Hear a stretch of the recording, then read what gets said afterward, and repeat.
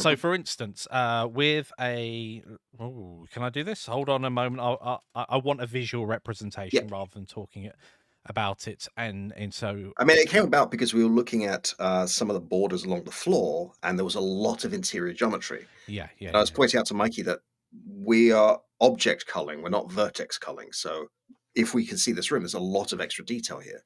And Mikey said, well, it's going to take a long time to delete those. And once they're deleted, we can't put them back. Not without rebuilding the room, Right. right? So that's the crux. So, I think, yep. Hopefully, you guys can see the screen. I don't know why I've opened up that. Disappear. Right. Let's bring everything back into the scene. Excellent. So one great example would be the dead end. Let me turn off face orientation for the moment. The dead end is all the way over here. Right, so there's a dead end here, and it's completely not optimized. It's just things shoved in, and there are certain things within this model that are modular elements, things that we Mhm. built. Now, obviously, in this particular instance, let's move everything else from the screen so we can focus. Oh, it's doing that weird thing again. I don't know if you guys have this, but I can't use Control and Space to make this window large at the moment. So I'll just use I Control didn't and know that Space was a bar. thing you could do. Yeah, I do like doing it when I'm working here. So looking at this geometry, these definitely don't need to be here. So I could come in and very quickly cull them. They came in because I clicked on the wrong thing and moved things in. And I could come in and start deleting these chunks here and so forth. You can delete Well, things in hang on. Optimize like There's that. already some of these pillars are broken. No, they're not. Just everything's not on there. Oh, okay. Yep, that's just hidden away. So we've got this extra geometry down the back here that also doesn't need. And you go through and you start deleting things like these.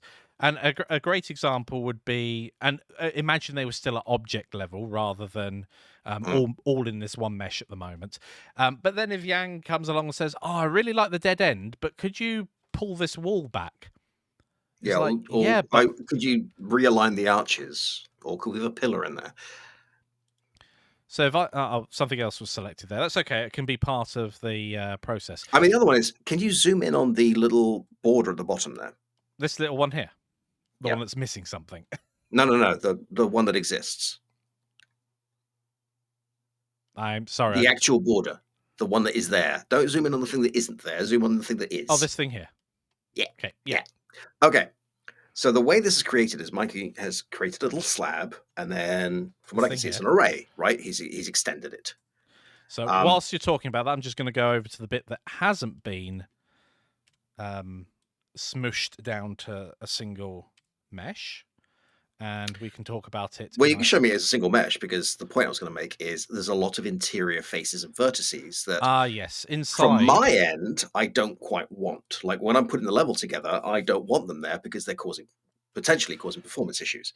Yes. But from a Blender point of view, you do want them here because these aren't finished, No, right? We they're haven't not in made the their decision. final form. And if you wanted to grab one of these, this is an array modifier that is then mirrored. But if you wanted to use this object elsewhere, and we'd already deleted all of the extra geometry from it that wasn't necessary, so you can see here this has already been partly optimized. We don't have any back geometry or bottom geometry, but there are a series of overlapping faces where they're touching. Right.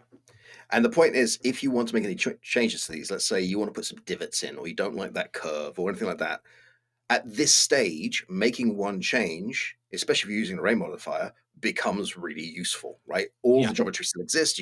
Once you've put it in a stage where, okay, it's game ready, you can put them in, yeah. all the faces deleted, those changes can't happen anymore. Yeah, exactly. Like so, this one's already partially optimized, and this will be a bad example, or maybe it's a good example. Yeah, here we go. I can no longer go round my object with a loop cut because I've removed objects from the. I've removed geometry from here, and that is problematic if we still need any changes to happen.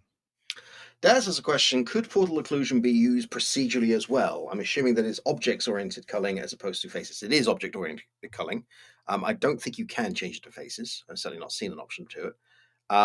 And the way I've done it is all of the walls and doorways have occlusion faces. Yeah. So every time you're in a room, and all of the corridor pieces, anytime you're in a room, if there's a wall there, it's not rendering anything past them. Thanks, dog. However, Woof. The doors, because they move, don't have occlusion culling. They specifically tell you don't animate occlusion culling unless you really have to, because it's very intensive. So the moment those doors start moving, you're gonna have to switch the occlusion map or change Yeah. how it occludes. Um, what that means is if we have a bunch of extra detail in a room, even if it's where no one will ever see it, it's still getting rendered. And this is something that we toyed with backwards and forwards during some tests that I literally just duplicated. I think it was 100 by 100 rooms, and again, it's a kind of a false test. It's just an idea about how performance is affected, and fortunately, geometry wise, it seems to render all of those without any culling turned on pretty well. But But then you have to figure out things like particles and yes, and environment then you and have to add volumetric everything else fog and back on. lighting and shadows. Is lighting Like it and all adds up. shadows the same thing? No, Cool. Yes, because you can because you turn don't have to shadows have a shadow off. on No, lights, you don't. exactly. Yeah. And you could bake your lighting. Yes. We're not using baked lighting, we're using SDFGI. Well, we want things like the flames to flicker and change the ambience in the room. So we don't want to bake that color in, for We're instance. also using a different form of global illumination. Like we're using sign distant field global illumination, so you don't have to bake anything in advance. If we were using voxel GI, we would bake it. But that means we can't change the lighting environment very easily. Yeah. The way we have it now, we could pick a different lighting environment every time we go in. So, okay, these are the color temperatures for the lights. Or if the level were to change to a more green hue because there was the poison boss or something along those Or you've lines got a in there. bright pink light coming through a doorway, like you don't now have to rebake that part of the Yeah. corridor. Definitely. And baking takes a long time. Whether I mean, I've played a lot with Mm. baking cakes. I played a lot with baking engines, and the last time I played with it, it was all CPU baking. So it took an Mm. extra length of time on top of that. And with that, and with Godot 4, you do need to make sure your UVs are right, even if you're not using textures. Godot 4 Yes. requires the At least in the STGFI. alphas, like I haven't actually Oh, tested we should try it Quiet again. Dog. I haven't actually tested since we went live. But certainly when we were playing in the alphas, all of our assets that we previously made No didn't work. reflect Yeah, light properly because because because the the engine we hadn't requires the UV unwrapped UV them because maps, they yeah. weren't designed for it. And of course, there's Right. there's things with the UV maps as well. So if you've got a UV map at different scales, different texel scales, it's going to affect how the lighting and how detailed the lighting can possibly be within a certain asset. So there's things that need to be played with there. I don't think we've come across any specific problems, but it's certainly worthwhile knowing that if we make something and unwrap it and make something else, and we end up not giving it enough texel space, that its lighting might not be as good as it could have been. Yeah. Which is very important for something like a hero asset, maybe the throne or something I along mean, those lines. I was toying with the idea of not putting any lighting effects in this version of the course, but it occurred to me that if we're making a course about building a procedural dungeon, part of that is making it look pretty. Like the And the world lighting. environment, the lighting, and the Yeah. volumetrics are all part of that. Yeah, you want to be able to procedurally light, so torches are in an appropriate place and etc. That is important. I And feel the very optimization that strongly about. goes with it. Yeah. Like Godot 4 has this lovely new feature where you can put a distance on lighting, and after a certain distance, it just doesn't render that light. Yeah. But it doesn't do that with particles. At least not in the way. Well, you can make it do with particles, but not by default. So there's little things we do where if you're more than 40 meters away, just don't show these things. Yes, and that has the downside of potentially a bit of pop in occasionally. If you manage to procedurally generate a really long corridor, anything further than Well, two rooms because we're away using might volumetric pop fog, out. we get away with it, Yeah. But and if you turn that's that the off, answer. it's very Yeah, obvious. Things pop in and out. And in the not same way that having that, I limit the distance of the camera because we can. yeah, that makes a lot of sense as well. Then there's less chance of out of scope geometry being rendered.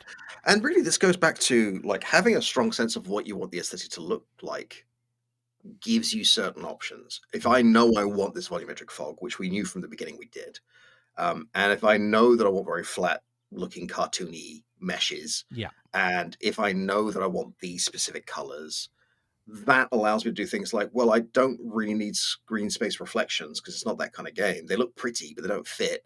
Turn them off, save some frames. Although with screen space reflections, we might want them on if we got a reflective room, like maybe the throne room has a reflective surface, because it looked amazing with the texture you had on the other day, where you'd Well, actually turn the that doesn't roughness down. actually need screen space reflection unless you want to see the throne reflected in the floor. I was thinking the particles, you know, the Right. fires Well, going along. That the was light awesome. from the particles you'd see. But yeah, like it's those kinds of conversations. So having a strong sense of what you want means you can make Mm, decisions like, well, actually, I don't need these special effects because we don't mod them. Uh, um, all of that being said, there is never a reason to put in motion blur. please don't. It's awful. I think it's objective. I genuinely don't understand motion blur. I Oh, it's know what put it's in there game. for.